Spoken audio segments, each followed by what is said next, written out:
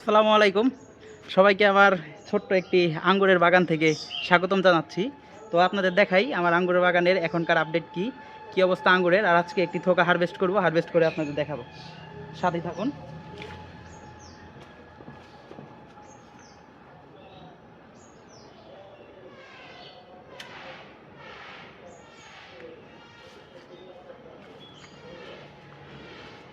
এই যে দেখতে পাচ্ছেন আমার বাগানের লাল টুসটুসে বাইকুনোর আঙ্গুর। এই যে আঙ্গুরের বর্তমান আপডেট আপনাকে দেখাচ্ছি। আঙ্গুরগুলো কিন্তু খেতে অসম্ভব মিষ্টি হয়েছে এবং খুবই সুন্দর একটি ফ্লেভারযুক্ত আঙ্গুর। তো যখন আঙ্গুর চারা রোপণ করি ঠিক গত বছর এই সময় অনেকে অনেক মন্তব্য করেছিল, আমি ফেসবুকে স্টোরি দিয়েছিলাম যে আঙ্গুরের চারা সংগ্রহ করলাম।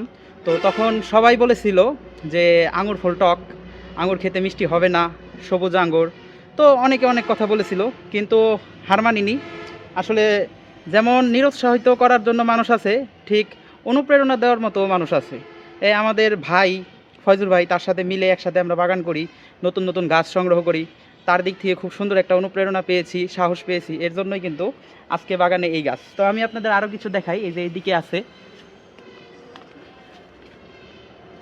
এই যে দেখেন এইখানটাতে সুন্দর লাল লাল থোকা থোকা আঙুর। তো সবার দাওয়াত রইল বাগানে আসার জন্য, বাগানে এসে এই যে নিজ হাতে আঙ্গুর পেড়ে খাওয়ার জন্য।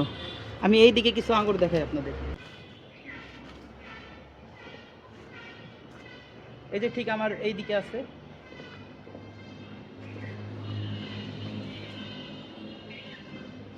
আর এর সাথে আছে ব্যানানা ম্যাঙ্গো।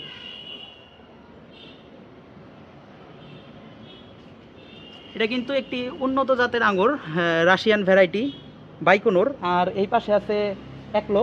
আমার এটাও বাইকুনোর, এটাও বাইকুনোর, কিন্তু এগুলো যেগুলো দেখতে পাচ্ছেন এটা হলো একলো আঙ্গুর। বাইকুনোর আর একলো সেম, শুধু বাইকুনোরের থেকে একলোর সাইজটা একটু বড় হয়, আর খেতে মোটামুটি টেস্ট একই রকম।